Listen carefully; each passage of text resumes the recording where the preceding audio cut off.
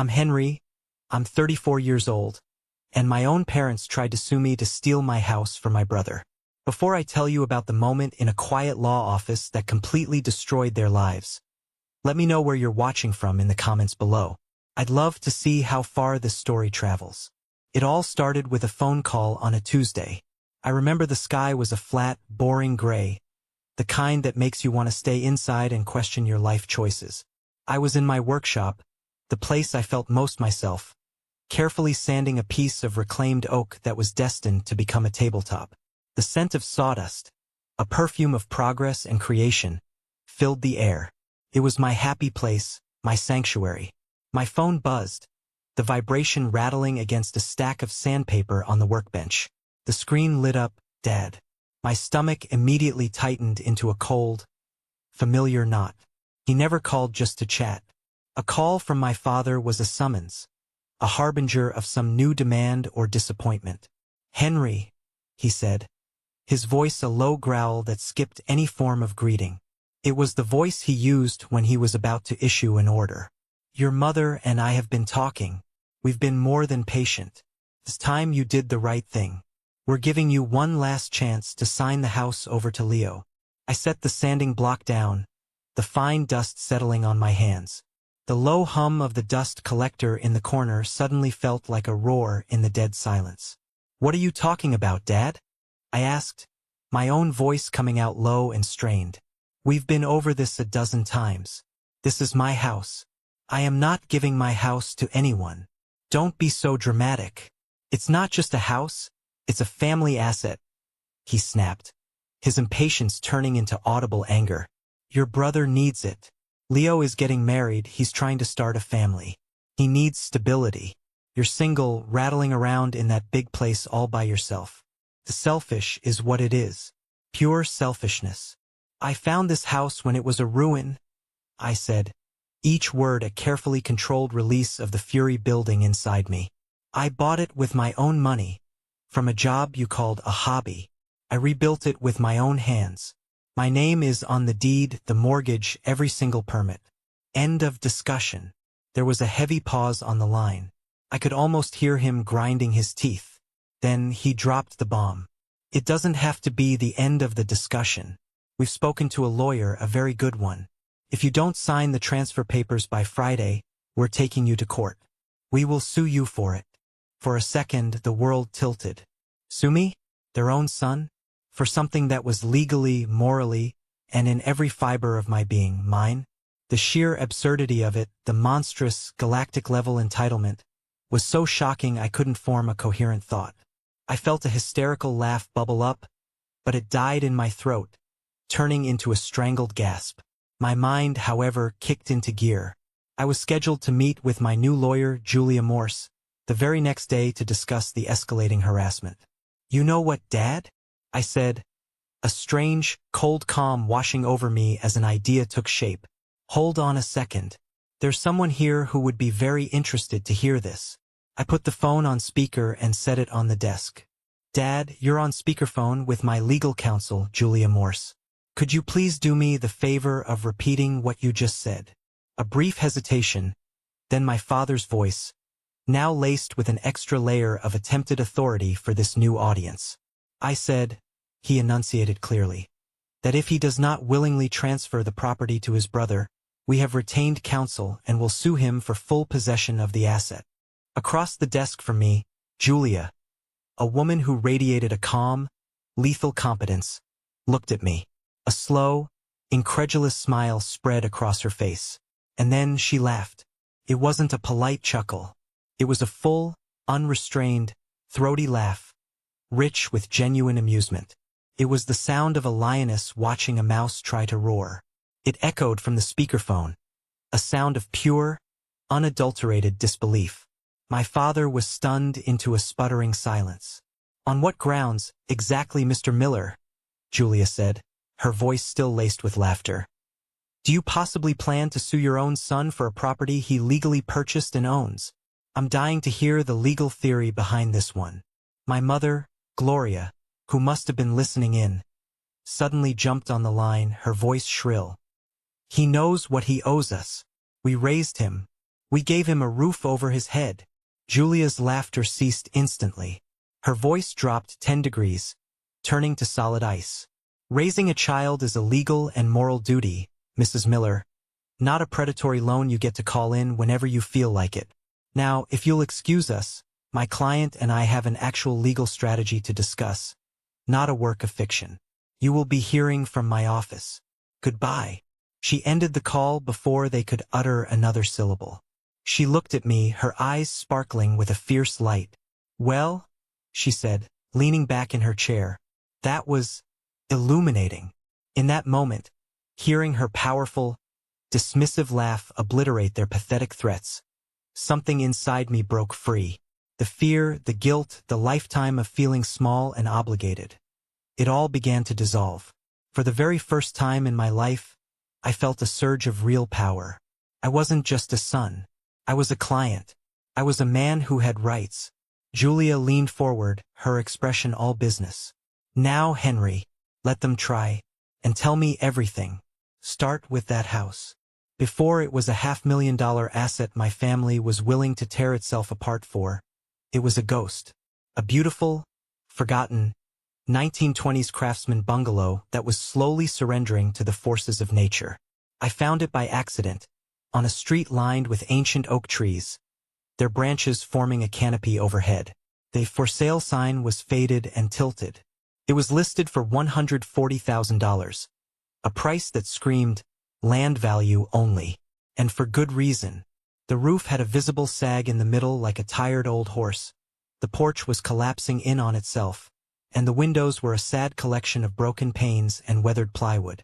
To my parents, it was a liability. To my brother, Leo, it was a punchline. I remember the day I brought them to see it after my offer had been accepted, my heart pounding with a nervous excitement. I saw the potential, the good bones beneath the decay. I saw the original hardwood floors peeking out from under layers of cracked linoleum, the handcrafted built-in cabinets gasping for air under coats of thick, lead-based paint. I saw what it could be, a piece of history I could save. My father kicked at a loose porch step, which crumbled into dust. This is a money pit, Henry. A complete teardown. What in God's name are you thinking? This is where your savings are going. My mother, Gloria, just shook her head, her face a mask of profound disappointment. Oh, honey, you're going to be all alone in this shack. You should be saving for a proper condominium, something secure. Not this project. The way she said project made it sound like a terminal illness. Leo just laughed, a short, sharp bark. Seriously, bro? Good luck with that. Text me when you find a family of raccoons living in the attic. I'll bring a camera. Their words were like stones, but instead of burying me, they became the foundation I built upon. For the next 5 years, that house became my entire world. I wasn't just the owner. I was the apprentice and the master, the student and the teacher. My day job as a custom furniture maker gave me the skills with wood, but the house taught me everything else. Taught me plumbing, wiring, masonry, and most of all, it taught me resilience. My life became a routine of work, house, sleep. Weekends were a blur of demolition and construction. I spent one entire sweltering July in a Tyvek suit and respirator, carefully abating asbestos from the old heating ducts. I spent evenings on my hands and knees, painstakingly stripping decades of paint from the original fireplace mantel, revealing the intricate carvings beneath. I taught myself how to pour new concrete footings for the porch, watching online tutorials until my eyes burned. I read old, leather-bound carpentry books I found at flea markets. My hands were a permanent roadmap of calluses, cuts, and splinters, and my clothes always carried the scent of sawdust and paint thinner. There were days I almost gave up. I remember one brutal night in January, the temperature well below freezing, when a corroded pipe in the attic burst. I woke up to the sound of water raining down through my half-finished kitchen ceiling. Standing there in the dark, soaked and shivering, watching my hard work get ruined, I heard their voices in my head. Money pit. Shack. We told you so. I sat down in the puddle on the floor and almost cried. But then, the breakthroughs would come. The magical moment I pulled up the final piece of hideous 1970s shag carpet to reveal pristine, quarter-sawn oak floors, their grain glowing in the afternoon light. The day I installed the last of the restored original sash windows, unboarding the house to the world and letting the sun stream in for the first time in what felt like a century. The quiet evening I finally finished the front porch, sat on the steps I had built myself, and watched the sunset with a cold beer, feeling a sense of deep, bone-weary pride that was more satisfying than anything I had ever known. I didn't just restore a house. I resurrected it. I poured my soul into its very frame. Every miter joint was perfect. Every finish was flawless. It wasn't just a structure. It was a physical manifestation of my sweat, my vision, and my stubborn refusal to fail. It was the one place on earth that was entirely, completely mine, free from the crushing weight of my family's judgment and expectations. It was my sanctuary, and as the property value climbed, reflecting the 5 years of my life I had poured into it, it also became something else I never intended. It became a target. To understand why my parents could look at my life's work and see it as a resource to be plundered for my brother, you have to understand the landscape of my family. It was a kingdom with two princes. Leo, the crown prince, the golden child. And me, the ghost prince, the one who haunted the hallways, useful but rarely seen. It had been this way since the beginning. Leo was the son. He was charming, effortlessly social, and had a magnetic personality that drew people in. He was the one who got the easy smiles, the proud pats on the back, the endless stream of second chances that flowed like a river. I was the quiet moon, visible only when the sun wasn't around. I was introverted, studious, and always felt like my existence was conditional, that I had to constantly earn my place at the family table through achievement and self-sufficiency. Our childhood was a long, slow education in this dynamic, taught through 1,000 tiny cuts. I remember when I was 15, I'd become obsessed with astronomy. I'd saved up for months from my part-time job bagging groceries to buy a decent telescope. I had $150, and the telescope I wanted was $300. I showed my parents the catalog, my heart pounding with hope. My father glanced at it. "That's a lot of money for a toy, Henry. Are you sure you'll stick with it?" They gave me $50 for my birthday and told me to keep saving. 2 months later, Leo, who was 17, decided on a whim that he wanted to be a DJ. My dad went out that weekend and bought him a brand new, top-of-the-line turntable setup that cost over $1,000. Leo used it for 6 weeks before it started gathering dust in his closet. When I pointed this out, my mother gave me her signature tired look. "Your brother is creative, Henry. We have to support his passions. It's different." It was always different. The most glaring example was college.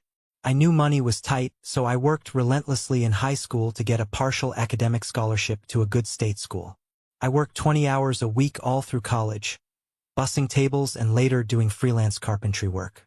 I graduated with honors and a manageable amount of student loan debt. I was proud of that. My parents' contribution was to occasionally tell their friends that I was very independent. But when Leo, who had barely scraped through high school, decided he wanted the experience of a private out-of-state university with a tuition that was 4 times my own, my parents didn't hesitate. They took out a second mortgage on their house. It was a massive financial strain, but they framed it as a heroic sacrifice. They threw him a huge going-away-to-college party.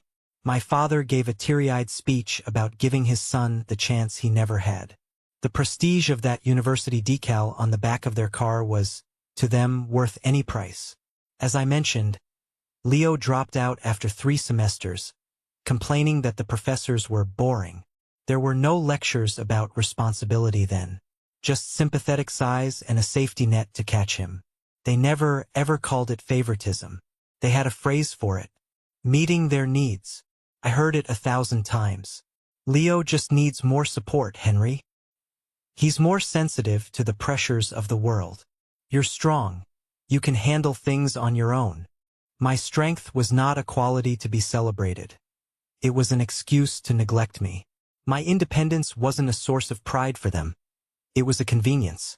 My role in the family was to be the responsible one, the low-maintenance one, the one who never asked for anything, so that all the family's resources, emotional, financial, and otherwise, could be directed toward Leo. And for a long, long time I played that part. I thought that by being quiet, by working hard, by never causing a single ripple in the family pond, I would eventually earn their respect, their love. But all it earned me was invisibility. My achievements were met with a distracted nod, my struggles with a dismissive wave. So when Leo announced he was getting married to his sweet, long-suffering girlfriend, Grace, and my parents declared that he needed a proper home to start his life with dignity, their eyes, as if guided by a magnetic force, landed on my beautiful, restored, and now very valuable house. In their twisted family calculus, the equation was simple. Leo needed it. The ghost did not. After all, ghosts don't need homes. They're just supposed to haunt them quietly. The only person who ever seemed to see me clearly was my grandmother, Martha. She was my dad's mom, a woman as sharp as a freshly honed chisel, and as warm as the wood stove she kept burning all winter. She smelled of cinnamon and old books and spoke in truths, which often made the rest of my family uncomfortable. She saw my quiet nature not as a deficit, but as a strength. She noticed my fascination with how things were made, and for my 13th birthday, she gave me my first real set of Japanese wood chisels, their steel handles wrapped in red oak. It's a gift I still have and use to this day. While my parents were at Leo's football games, cheering for a son who was mostly warming the bench, Grandma Martha would be in the garage with me. She taught me how to read the grain of a piece of wood, how to make a perfect dovetail joint, how to respect the tool and the material. "You have good hands, Henry," she'd say, her own weathered hands guiding mine. "Smart hands. Don't ever let anyone make you feel small because you speak more with your work than with your words. A well-made chair will outlast 1,000 empty promises."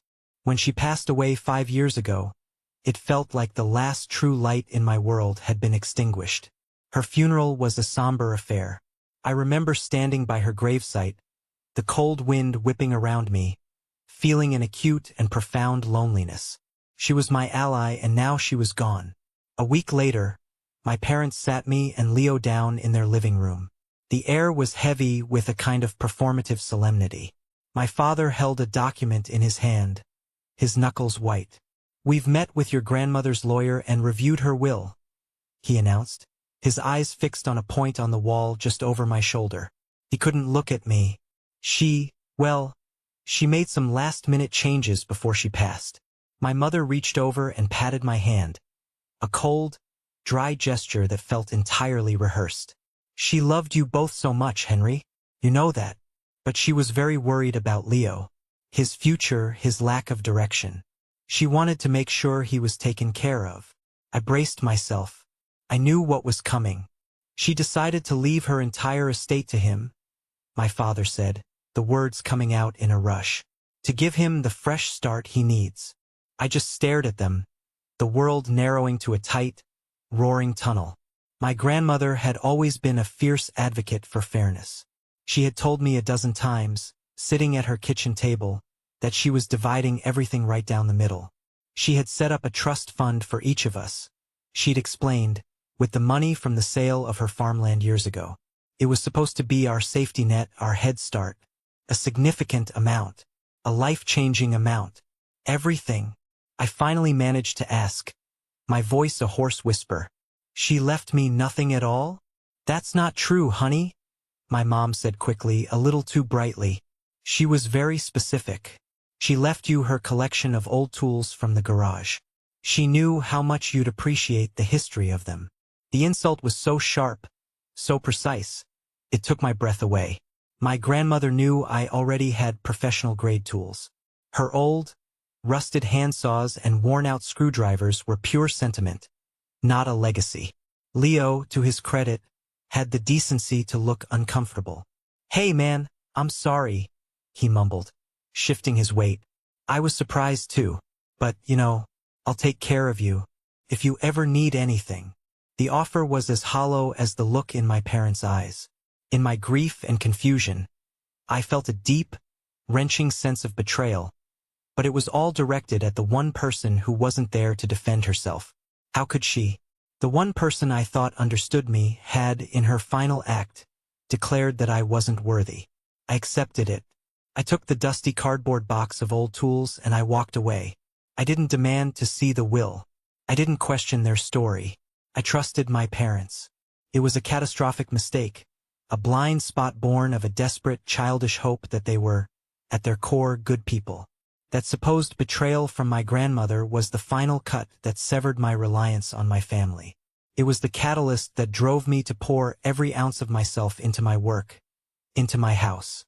I was determined to build a life so solid, so self-sufficient, that I would never need anyone's inheritance or approval ever again.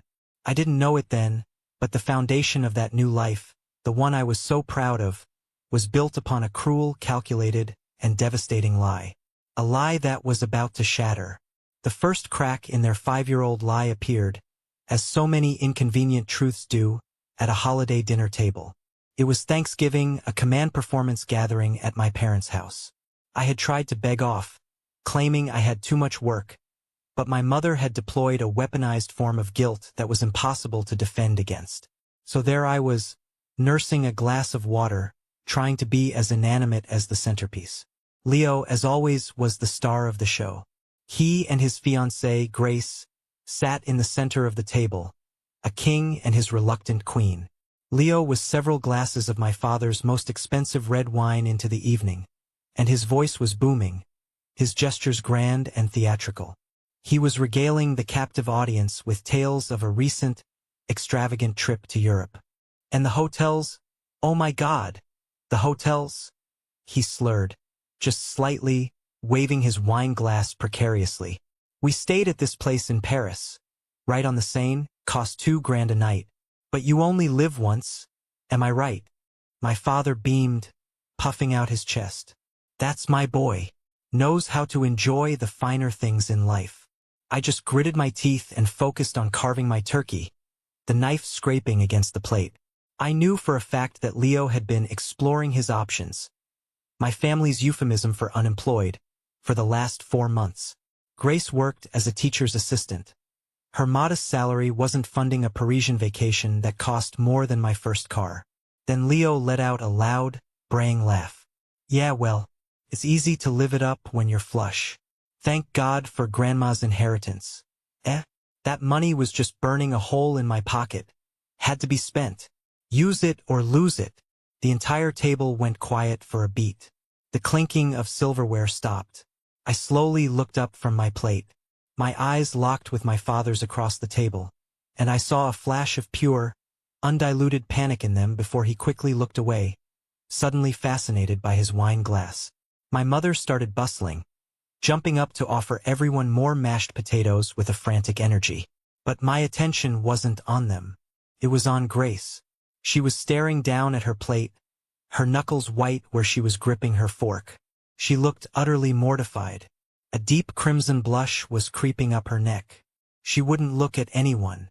As Leo rambled on, I saw her give a tiny, almost imperceptible shake of her head, a silent plea for him to just shut up. A cold, heavy knot formed in the pit of my stomach. That money, not my inheritance. That money. The way he said it was so casual, so careless. It was the way someone talks about an expected windfall, not a surprising gift that came at the cost of their siblings' share. The conversation was clumsily steered in a new direction by my aunt, but I couldn't shake Leo's words. The pieces of the last 5 years started to click into place in my mind, forming a picture so ugly and sharp it made me feel sick. The lie about the will. Leo's sudden ability to live a life of leisure. My parents' increasing desperation to get my house for him now that the money, it seemed, was gone. I risked another glance at Grace. Our eyes met for a fraction of a second. In that brief, unguarded moment, I saw an ocean of something I never expected. Apology. Shame. It was a look that screamed, "You're right. It's all true." She knew. She knew it was all a lie. That night, I went home to my beautiful, quiet house. And for the first time, it didn't feel like a sanctuary. It felt like a fortress under siege, and the enemy was already inside the gates. I knew then that this was no longer about a property dispute. It was about a theft. It was about a 5-year-old lie that had fundamentally altered the course of my life. And I was going to unearth the truth no matter how much it destroyed. 2 days after that disastrous Thanksgiving dinner, my phone buzzed with a message from an unknown number. It was just a single audio file with no accompanying text. My heart started to hammer against my ribs. I had a sickening feeling I knew what this was. I walked into my quiet workshop, closed the door, put on my headphones, took a deep breath, and pressed play. The recording was a bit muffled, the quality suggesting a phone hidden in a pocket or a purse. But the voices were clear. It was a furious, whispered argument between Leo and Grace. "I cannot believe you said that at dinner, Leo." Grace's voice was tight and shaking with anger. "About the inheritance. In front of Henry. In front of everyone. Do you have any idea how that looked? Do you ever think?" What are you talking about? It's the truth." Leo's voice was defensive, laced with his signature whine. "It was my money. Grandma gave it to me." "Was it, Leo? Was it all yours?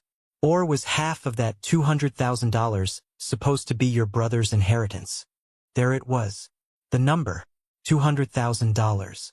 It hung in the air, a solid, tangible thing that represented 5 years of my life lived under a false pretense. "Oh, come on. Don't be so dramatic," Leo scoffed. "My parents handled the inheritance. They're the executors.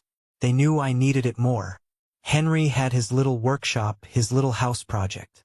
He was fine. He's always fine. What was he going to do with it? Buy more old wood? I invested it. I put it to good use." "You call that trip to Europe an investment?" Grace's voice dripped with scorn. "You call that ridiculous sports car you bought and then crashed 2 months later an investment? You call pouring 60 grand into that sham of a crypto company your idiot friend started an investment? The money is gone, Leo. It's all gone. And now your parents are trying to steal his house to cover for your monumental failures." "Hey, they're doing what's best for the family," he shouted. "No, they are doing what's best for you," she shot back, her voice breaking. "They always have, and I am sick of it. I am sick of the lies. I'm sick of watching them treat your brother like dirt after they stole from him. It's wrong." The recording ended abruptly. I sat there on my stool, the headphones still pressed against my ears, the silence of the workshop roaring around me. I felt dizzy, nauseous. It wasn't just a lie. It was a cold, calculated conspiracy between the 3 people who were supposed to be my family. They had stolen a fortune from me. A fortune my grandmother, the one person who truly believed in me, had left to secure my future. The sense of betrayal was so immense, so total, it felt like a physical blow, knocking the wind out of me. My own family. I knew who sent the recording. Could only be Grace. The reluctant witness, the one person in that toxic ecosystem with a functioning conscience.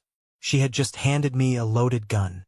The next morning, the grief and confusion were gone, replaced by a cold, clear resolve. I wasn't a victim anymore. I was a man who had been wronged, and I was going to get justice. I went to my bank and drained a significant portion of my business savings, a move that terrified me, but I knew it was necessary. I hired the best private investigator my money could buy. His name was Marco. He was a quiet, methodical ex-cop who radiated a calm competence that I desperately needed. I sat in his small, neat office and laid out the whole sordid story. I played him the recording. I gave him the details of my grandmother's death, the name of the town she lived in, her lawyer's name, everything I could possibly remember. "I want the truth," I told him, my voice hard and steady. "I want to find the real will. I want to know exactly what they did, down to the last dollar." Marco just nodded, his eyes missing nothing. "They always leave a paper trail," he said. "Give me a week." He only needed 5 days. He called me back to his office. A single, thick file folder sat on his desk between us. He opened it, and my old life officially ended, and a new one began.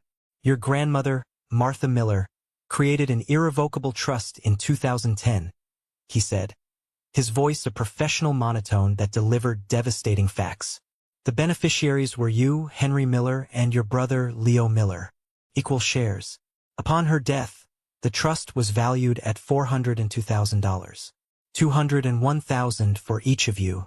Your parents, Richard and Gloria Miller, were the executors. He slid a notarized copy of the Betrayal will across the desk. My name was right there in black and white next to Leo's. They never filed this will with the probate court, Marco continued, his words like hammer blows. They submitted a fraudulent, much older version that named your father as the sole heir. Then, as executors of the trust, they liquidated the assets and deposited the entire amount into a joint bank account they shared with your brother. They stole your inheritance, Mr. Miller. It's as clean and simple as that. He paused, then pushed another set of papers toward me. Tax documents. And it gets worse. While you were living in your own home, working a full-time job and paying all your own bills, your parents continued to claim you as a dependent on their tax returns for 5 straight years after you turned 24. They claimed deductions for your tuition, even though your scholarship and your own income paid for it. They didn't just steal from you. They committed federal tax fraud using your name as a shield. I walked out of Marco's office and into the bright afternoon sunlight feeling like a stranger in my own skin. The man who had walked in there an hour ago was gone. That man was filled with a sad, lingering grief over his grandmother's perceived betrayal and a lifetime of quiet resentment. The man who walked out was forged in rage and armed with cold, hard facts. That's when I hired Julia Morse. I didn't look for a family lawyer. I looked for a shark. I found her. I walked into her sleek, downtown office with Marco's meticulously organized file. She read through everything, her sharp, intelligent eyes missing nothing. Her expression grew more severe with each page she turned. When she was finally done, she closed the file, placed her hands on top of it, and looked up at me. There was a fire in her eyes that mirrored my own. They didn't just steal from you, Henry, she said, her voice a low, controlled fury. They committed multiple, serious felonies. This isn't a family squabble that can be mediated over coffee. This is a criminal case masquerading as a civil dispute. And that brings us back to the phone call. When my father, in his infinite arrogance, threatened to sue me, he had no idea that I was sitting on a mountain of evidence that could send him and my mother to prison for a very long time. His pathetic attempt at intimidation was a child's tantrum in the face of the legal firestorm Julia and I were about to unleash. After that call, Julia went on the offensive. Within hours, a formal, terrifying letter from her office was messengered to my parents. It informed them that their frivolous lawsuit over my house was being met with a devastating countersuit.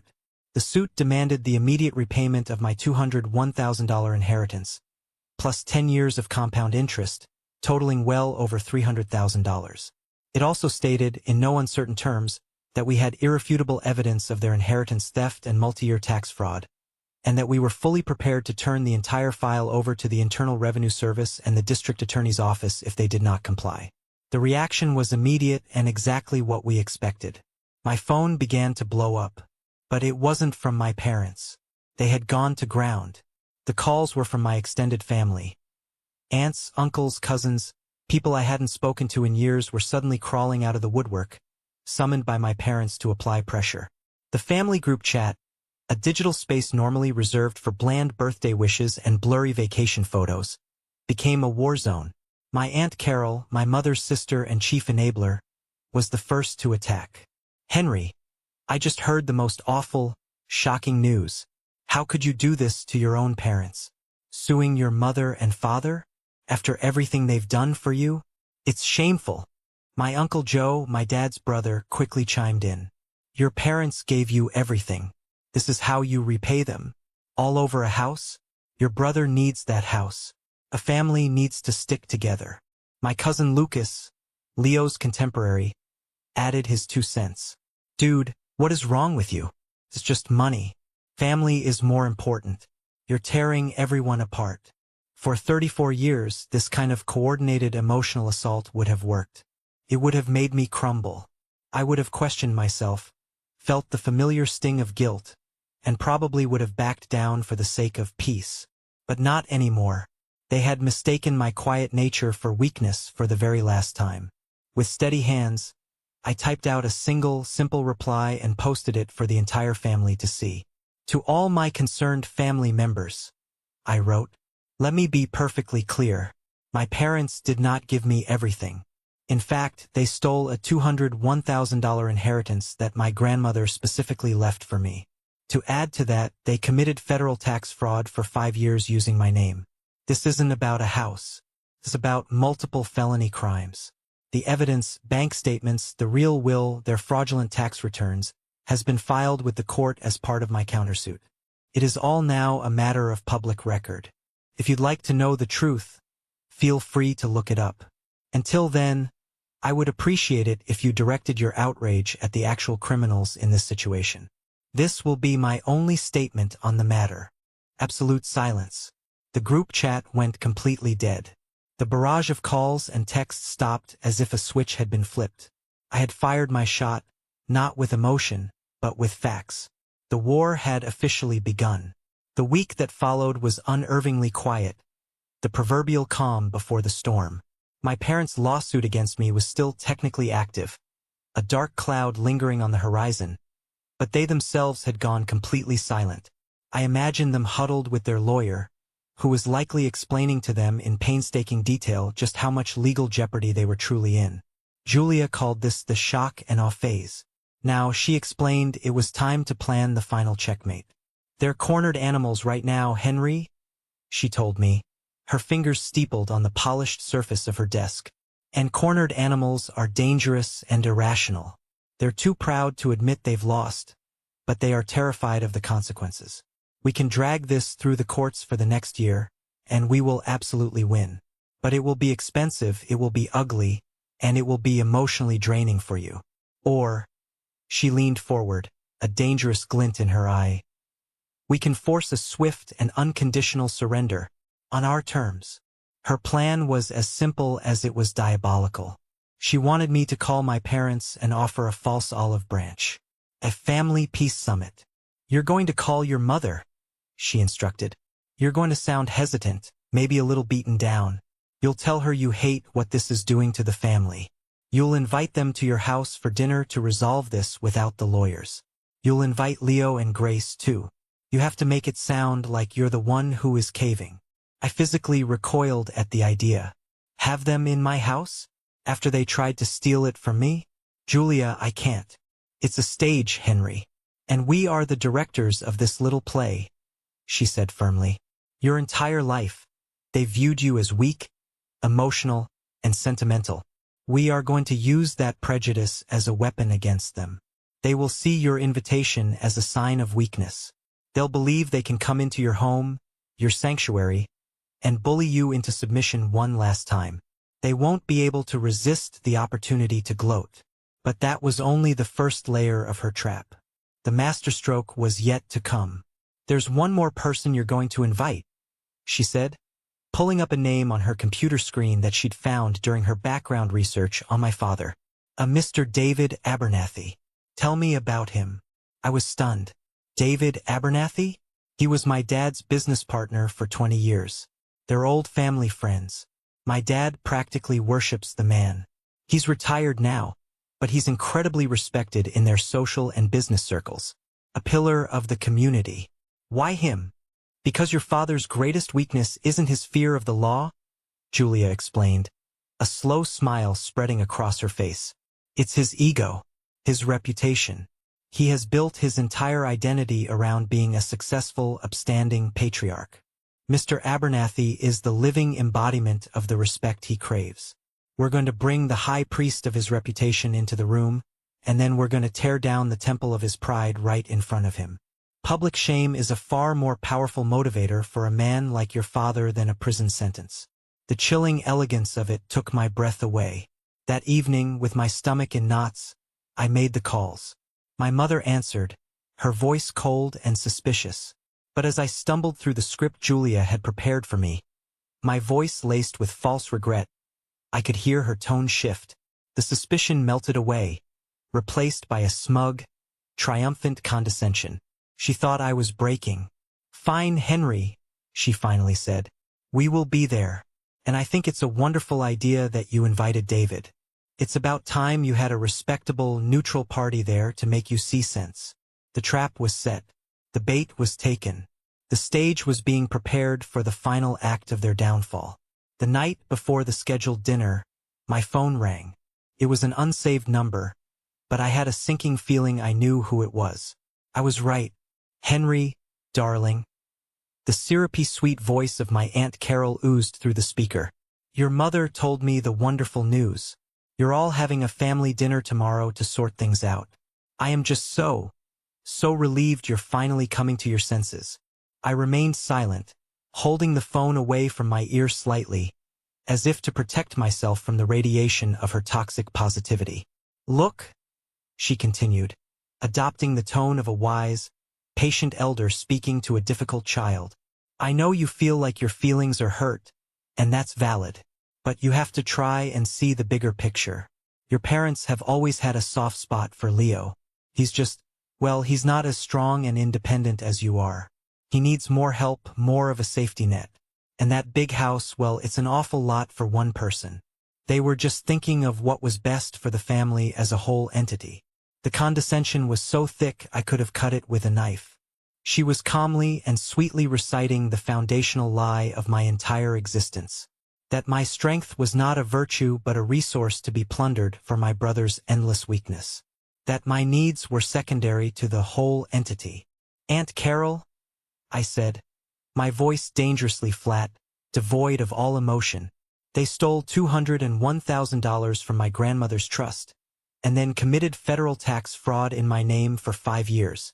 She let out a long, theatrical, exasperated sigh. It was the sound of a woman burdened by the foolishness of others. Oh, Henry, stole is such an ugly, aggressive word. They reallocated a family resource to where it was most needed. They're your parents. They have a right. You cannot put a price tag on family. Are you really going to tear everyone apart, ruin your parents' reputation over some money? Money you probably would have just wasted on more renovations for that old house anyway. That was it. That was the line. The casual, utter dismissal of my life's work, of my passion, of the very sanctuary they were trying to take from me.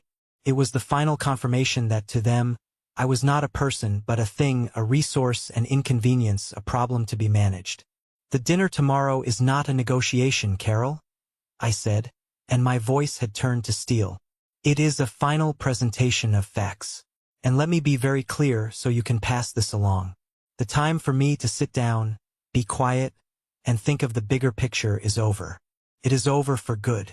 You and the rest of the family might want to remember that. I hung up the phone before she could sputter a response. The conversation, as infuriating and insulting as it was, had been a gift. It had vaporized any lingering shred of doubt, any whisper of guilt that had been programmed into me since birth. They saw me as nothing more than a stepping stone for my brother. Tomorrow, I thought, as I looked around my beautiful, perfect house, the silent witness to my struggle and my triumph. Tomorrow they would finally learn what it felt like to be stepped on. They arrived at 7 o'clock sharp, a united front of arrogance and delusion. My father, Richard, strode in first, not like a guest, but like an inspector general, his eyes scanning my hand-restored moldings and custom-built furniture with a critical air. He was assessing the asset. My mother, Gloria, followed, giving me a tight, brittle hug that felt more like a physical assertion of her authority than an embrace. Leo shuffled in behind them, his eyes darting around the room, a sullen, put-upon expression on his face, as if this whole ordeal was a massive inconvenience for him. Grace was the last to arrive, looking pale and impossibly nervous. As she passed me in the entryway, her eyes met mine for a fleeting second. They were wide with a mixture of fear and solidarity. She gave a nearly invisible nod, a tiny gesture of confirmation that I was her only audience for. It was all I needed. She was still on the side of the truth. Finally, the guest of honor, Mr. Abernathy, arrived. He was a distinguished, kind-eyed man in his late 70s, radiating an aura of old-school integrity. He shook my hand firmly, his grip surprisingly strong. Henry, it's a pleasure to see you. My goodness, this house. It's magnificent. Your father told me you were handy, but this is true craftsmanship. A work of art. My father, standing nearby, puffed out his chest, accepting the compliment as if he had personally guided my hands. "He gets it from me," he boomed with a self-satisfied chuckle. We all sat down at the large dining table I had built with my own 2 hands from a single glorious slab of black walnut. The air was thick with unspoken tension, a suffocating blanket of resentment and greed. My mother had brought a tuna noodle casserole, a bizarrely passive-aggressive attempt to reclaim some domestic authority in my home. I ignored it and served the simple, elegant meal I had prepared. For several long minutes, the only sounds were the clinking of silverware on plates and the strained, forced pleasantries about the weather. My father, predictably, was the one to break the silence. He set down his fork with a loud, definitive clatter, wiped his mouth with his napkin, and adopted the tone he used when he was about to lecture me as a child. "Henry," he began, pointedly looking not at me, but at Mr. Abernathy, as if seeking the validation of a respected peer. "I'm glad we're all here to resolve this like a family. Your mother and I, in the interest of peace, are willing to be the bigger people here. We are willing to drop this silly, hurtful lawsuit." I raised an eyebrow, taking a slow sip of water. "Oh, yes," he continued, a smug, self-congratulatory smile playing on his lips. He was enjoying this, performing for his audience of one. "We will drop the lawsuit. In exchange, you will, of course, agree to a fair market appraisal of the house. We will then deduct the initial pittance you paid for it, and you will gift the remaining equity to your brother. It will serve as a generous down payment to help him and Grace buy a home of their own. It's a more than generous offer. It allows you to keep your little project, and more importantly, it allows you to fulfill your moral and familial duty." Leo smirked down at his plate, stabbing a piece of chicken with unnecessary force. He refused to look at me, the coward. I let my gaze travel from my father's arrogant face to my mother's, who was nodding in fervent agreement, her expression beatific. I looked at Leo, lost in his world of bottomless entitlement. The sheer, breathtaking, supernova-level arrogance of their position was almost impressive in its delusion. They had learned absolutely nothing. They felt no remorse, no guilt. They still believed, with every fiber of their beings, that they were the heroes of this story, and I the ungrateful villain. I let the silence hang in the air, stretching it until it was taut and uncomfortable. I could feel Julia's words coaching me in my ear. Let them overplay their hand. Let them put their own monstrous greed on full display for the witness.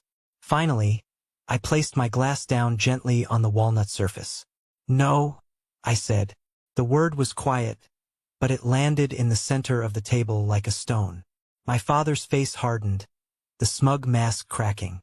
"What did you just say?" "I said no," I repeated, my voice perfectly calm and clear. "That is not how this evening is going to conclude. Here is my offer. It is the only offer you will receive.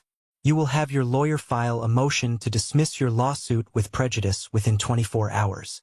You will wire $201,000, plus 10 years of compound interest, into an account of my choosing within 30 days. And you will file amended tax returns for the 5 years you fraudulently claimed me as a dependent and pay all associated fines and back taxes directly to the IRS. You will do these things without negotiation, or my lawyer, Julia Morse, will personally walk her entire file on your activities into the offices of the IRS and the district attorney. That is the only offer on the table. Take it or leave it." My father's face went from smug to thunderous in a heartbeat. The mask didn't just crack. It shattered. He slammed his flat palm down on the table, the force of the blow making the dishes jump and a wine glass tremble. "How dare you? How dare you threaten me in my own? In front of our guest? This is my home, Dad," I said, and my voice was dangerously quiet now. "The one I paid for, the one I built. And Mr. Abernathy isn't just a guest. He's a witness to this transaction." On cue, as if summoned by the line, Julia Morse walked in from the kitchen, where she had been waiting patiently. She held a sleek, black leather portfolio. She wasn't smiling. She looked like the angel of death in a perfectly tailored blazer. "Richard, Gloria," she said. her voice cutting through the tension like a shard of glass. "I'm glad you're all here. It saves us the trouble and expense of a formal deposition." My parents stared at her, their mouths literally hanging open. Leo looked like a cornered rat, his eyes darting between Julia and the front door, as if calculating his chances of escape. Julia calmly opened her portfolio on the table. "Let's start with Exhibit A," she said, sliding a certified copy of my grandmother's real will and trust documents into the center of the table. An irrevocable trust, leaving an estate of $402,000 to be split equally between your two sons. A legal document you chose to bury, Richard, in violation of your fiduciary duty as executor. She then slid a thick stack of bank statements next to it. Exhibit B. A complete record of the $402,000 being deposited into a joint bank account belonging to you, your wife, and your son, Leo. An account Henry had no knowledge of or access to. My mother started to stammer, her face pale and blotchy. We were just managing it for them. It was a family fund, for everyone's needs. A family fund that paid for a $60,000 European vacation, a failed cryptocurrency investment, and a luxury sports car that was totaled a few months later? Julia countered without missing a beat, her tone dripping with ice. "The law has a different name for that, Gloria. It's called theft. Grand larceny, to be precise." She then laid out the final, damning documents. Certified copies of their tax returns for the past 7 years, obtained legally by her office. "And this," she said, her voice dropping to a low, serious register, "is the part that should truly terrify you. This is where this messy family drama stops being a civil matter and starts being a federal crime. For 5 consecutive years, you claimed Henry as a dependent long after he was self-sufficient. You received thousands of dollars in tax credits you were not legally entitled to. You lied, repeatedly, on a signed federal document. You lied to the United States government." She then turned her sharp, unwavering gaze directly to Mr. Abernathy, who had been watching this all unfold with a look of dawning horror on his kind face. "David," she said, using his first name with a calculated intimacy, "you have known Richard for over 40 years. You built a business with him from the ground up. You trusted him with your livelihood. He has built his entire reputation in this community on being an honest, successful man. He has used that reputation, a reputation you helped him build, as a shield to hide these crimes. As a man of integrity, I'm sure you understand how devastating it is when that fundamental trust is broken. This was the moment. The coup twist teat low chin. The kill shot. It wasn't about the threat of prison. It was about the immediate and irreversible execution of his reputation. My father's face, which had been red with rage, slowly turned a pasty, ashen white. He looked at Mr. Abernathy, his old friend, his mentor, the pillar of his social world. He opened his mouth to speak, to offer some defense, but no words came out. He saw the look in Mr. Abernathy's eyes. It wasn't anger. It was something far worse. It was profound, quiet disgust, contempt, pity. In that single look, my father saw his entire identity. Everything he had built turned to dust. The crushing silence was finally broken by my mother. She let out a choked, theatrical sob, a sound of pure self-pity. "We don't have it," she whispered, her voice cracking as tears streamed down her face. "The money? It's gone. Leo's business venture. It failed. It's all gone." Julia's expression remained utterly unmoved. "Then you had better find it," she said, her voice as cold and hard as granite. "Sell assets. Take out loans. Liquidate your retirement funds. Figure it out. Because the alternative is a federal prison sentence for tax fraud and a state prison sentence for inheritance theft. Your choice. You have 24 hours to have your lawyer contact my office with your unconditional surrender and a payment plan. Not a second longer." She closed her portfolio with a decisive, final snap that echoed in the silent room. "Henry, I believe this dinner party is over. This is the moment that changed everything, when I finally took back control of my life. Thank you for sticking with me this far. You're amazing. Please help me out by liking this video and commenting the number 1 down below. just so I know you made it here with me. It doesn't just help more people find this story. It lets me know that my experiences mean something to someone out there. Your support is the biggest motivation for me to continue sharing the rest of this journey. The silence that descended upon the dining room after Julia and I walked out was, I imagine, the loudest thing my parents had ever heard. I didn't stick around to witness the full implosion. I didn't need to. I simply went into my workshop, the solid wood door closing behind me with a satisfying thud, and took the first deep, truly free breath I had taken in 34 years. The first domino fell less than an hour later. As I was wiping down my workbench, my phone lit up with a text message. It was from Grace. I'm so sorry, Henry, for everything, for not speaking up sooner. I just left. I told Leo we're over. I can't marry into a family that operates on lies and theft. I truly wish you all the best. You deserve it.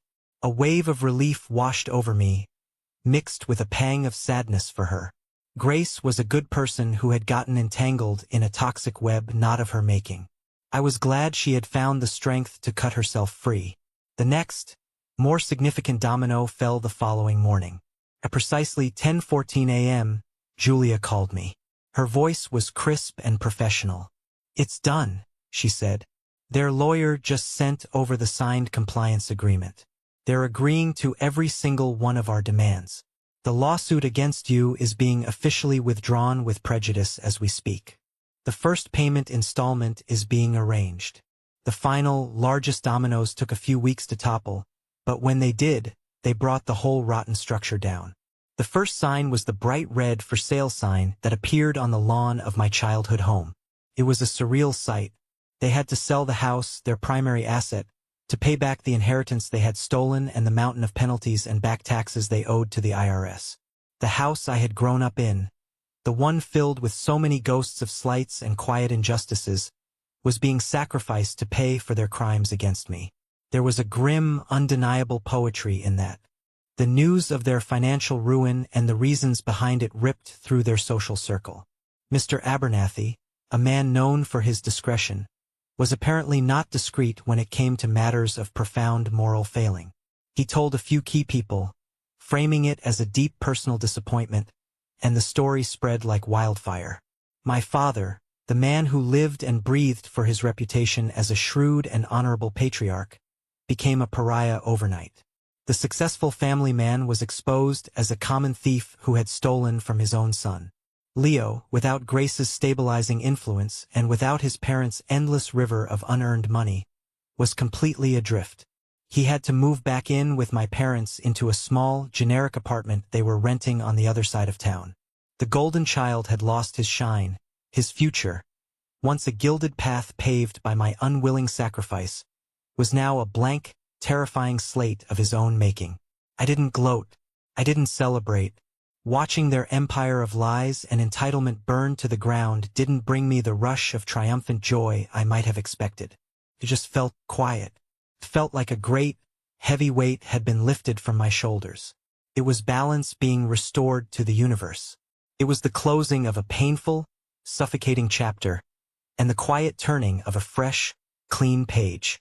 About a month after the sale of their house closed, they showed up at my front door unannounced. It was a Sunday afternoon. I was sketching a design for a new project when I saw them through the window, standing on my porch, looking smaller and more ordinary than I had ever seen them. My father's usual arrogant, chest-out posture was gone, replaced by a defeated slump in his shoulders. My mother's face was puffy and pale, her eyes red-rimmed. I took a deep breath, walked to the door, and opened it. I didn't invite them in. I stood in the doorway, a human barrier to the sanctuary they had tried to violate and now sought comfort in. Henry, my mother began, her voice trembling with a mixture of tears and frustration. Can we please just talk? I think we've done enough talking, I said, my voice even in calm. There was no anger left, just a vast, quiet emptiness where my filial obligation used to be. My father looked up at me, his eyes searching my face, and for a fleeting second, I thought I might see a flicker of remorse, a hint of apology. Instead, I was met with the same old toxic bitterness. Are you happy now?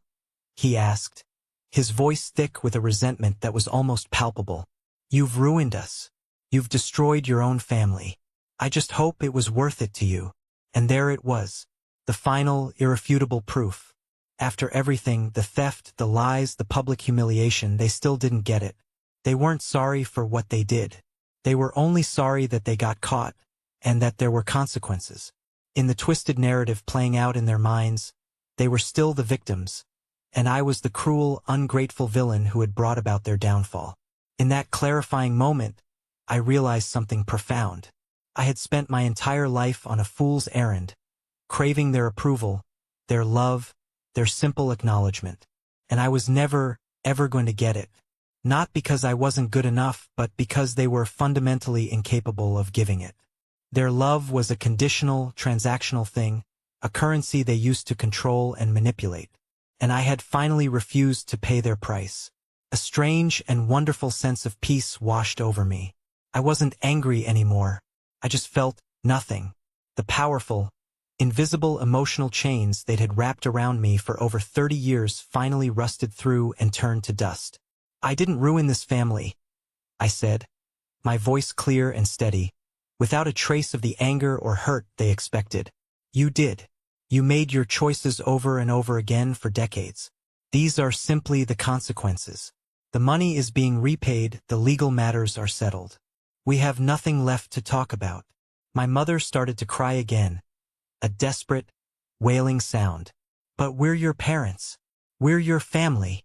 "Being a parent is a verb," I replied, the words coming to me with an absolute, unshakable clarity. "It's something you do, day in and day out. It's not a title you get to hold over someone's head forever, regardless of your actions. And it's a job you failed at. Goodbye." I closed the door gently, but firmly, in their shocked faces. I leaned against the solid wood, listening to them linger on the porch for a moment, whispering in angry, confused tones, before their footsteps finally faded down the walkway. I didn't feel sadness. I didn't feel anger. I felt relief. I had set my final boundary. The ghost had finally left their house, and he was never, ever going back. The year that followed was one of quiet, deliberate reconstruction. Not of a house this time, but of a life. With the stolen inheritance being repaid in steady, court-ordered installments, a heavy financial burden I hadn't even fully acknowledged was lifted. I paid off the last of the high-interest loans I had taken out during the toughest parts of the renovation. I invested in a new, state-of-the-art table saw for my workshop, a luxury I'd never dreamed of affording. My business, free from the constant strain of financial insecurity, began to flourish. The story of my house, and the meticulous craftsmanship that went into it, had spread through the local community, and I was getting commissions for custom furniture that challenged and excited me. But the most significant change was internal. The profound silence from my parents and brother was a gift I hadn't known I needed. It was a vast, quiet space where I could finally hear my own thoughts, my own desires, without their constant, critical narration. The gaping wound they had left in the center of my life, the one I had tried to patch over for years, finally began to heal from the inside out. And in its place, something new and unexpected began to grow. My public declaration of war in the family group chat had an unintended, positive side effect. A few of the relatives who had been quickest to condemn me, like my Aunt Carol and Uncle Joe, remained silent, estranged by their own shame and misplaced loyalty. But others reached out, tentatively at first, then with more confidence. An uncle my father had a falling out with over a business deal years ago. A cousin my mother had always dismissed as not ambitious enough, because she chose to be a potter. These were the other family members who had been pushed to the margins of my parents' rigid, judgmental family narrative. They didn't call to gossip or to take sides. They called to connect. My uncle called and told me, "Your dad did the same thing to me on a smaller scale 20 years ago. I'm proud of you for standing up to him." My cousin invited me to her pottery studio, and we spent an afternoon talking about the joy of creating things with our hands. We discovered we had more in common than we ever knew. Turned out, I wasn't the only ghost in the family archives. There was a whole contingent of us. That next Thanksgiving, My house was filled to the brim with people. But it wasn't my parents or Leo casting their long shadows over the meal. It was my newfound uncle and his wife. It was my Potter cousin and her family. It was Grace, who had become a dear and trusted friend. It was Marco and Julia, my saviors, and their spouses. We crowded around the big walnut table, the very same table that had served as the stage for my judgment day. But now, instead of being thick with tension and bitterness, the air was filled with easy laughter, genuine warmth, and the happy chaos of a real family gathering. We weren't a family bound by the chains of obligation or a shared last name, but by the simple, powerful tenets of mutual respect and genuine affection. I looked around at the smiling faces, the easy conversations, and I realized a profound truth. I hadn't destroyed my family. I had escaped a toxic cult and, in doing so, had finally found my real tribe. My house was no longer a fortress I had to defend.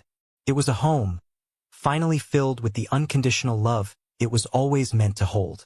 Just when I thought my story had reached its peaceful, satisfying conclusion, a final chapter one never knew was written revealed itself. I received a call from an elderly gentleman named Caleb Morrison, a lawyer from a quiet town 3 hours away. He introduced himself as the personal attorney and longtime friend of my late grandmother, Martha. "I've been following the public records of the legal case between you and your parents, son," he said, his voice kind and gravelly with age. "I had a feeling something like this might happen one day. Your grandmother, she would have been proud. Fiercely proud." He explained that my grandmother had left something for me with him personally. Something entirely separate from the official will and the trust. She had given him explicit instructions that it was only to be given to me after a significant period of time had passed, or in the event of what she called a fundamental family crisis. He chuckled softly. "I think a lawsuit between a son and his parents qualifies as fundamental." I drove to his office the very next day, my mind buzzing with a mixture of curiosity and a deep, aching nostalgia for the grandmother I had so misunderstood. Caleb's office was like stepping back in time, filled with law books and the smell of old paper. He was a kind, grandfatherly man who looked at me with my grandmother's eyes. He handed me a heavy, locked wooden box, beautifully crafted from cherry wood. "She called this your just-in-case box," he said with a warm smile. "The key is for you alone. She made me promise." He handed me a small, ornate brass key. I took the box out to my car, my hands trembling slightly. I sat in the driver's seat, the engine off, and turned the key in the lock. The lid opened with a soft click. Inside, there were two things.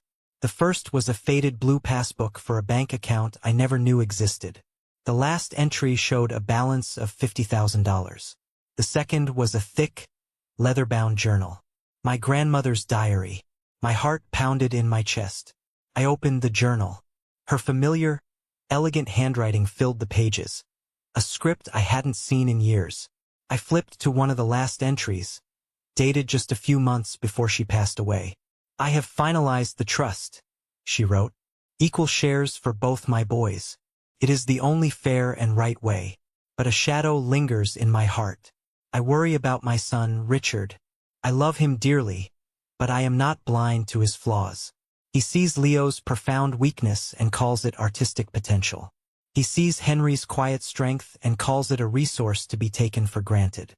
He will be the executor, and I have a cold, sinking fear that he will try to cheat Henry out of what is rightfully his. He will justify it, as he always does, with that poisonous phrase, doing what's best for the family. This separate account, this journal, this is my insurance policy for my dear Henry.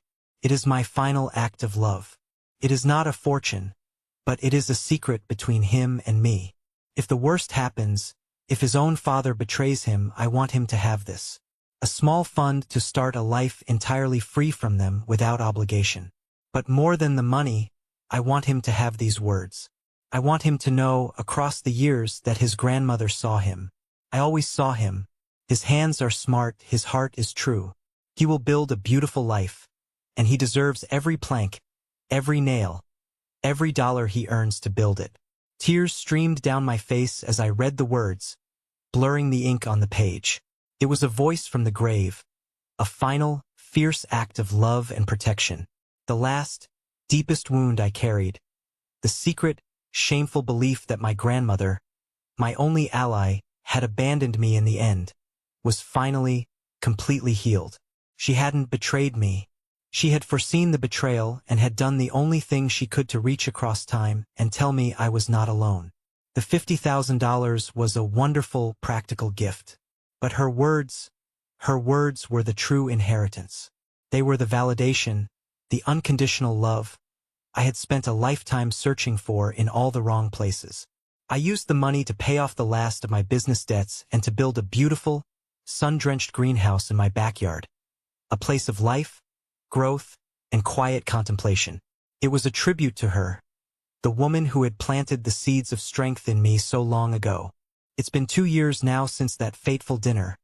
2 years since the foundations of my old life were demolished to make way for the new. I sometimes get third-hand updates from the family grapevine. My parents live a quiet, much smaller life now in their rented apartment. My father's pride, his most prized and polished possession, is gone, shattered beyond repair. They are shadows of the powerful, intimidating figures who once dominated my world. Leo is working a dead-end sales job, the first real, unsubsidized employment of his life. We don't speak. We have nothing left to say to each other.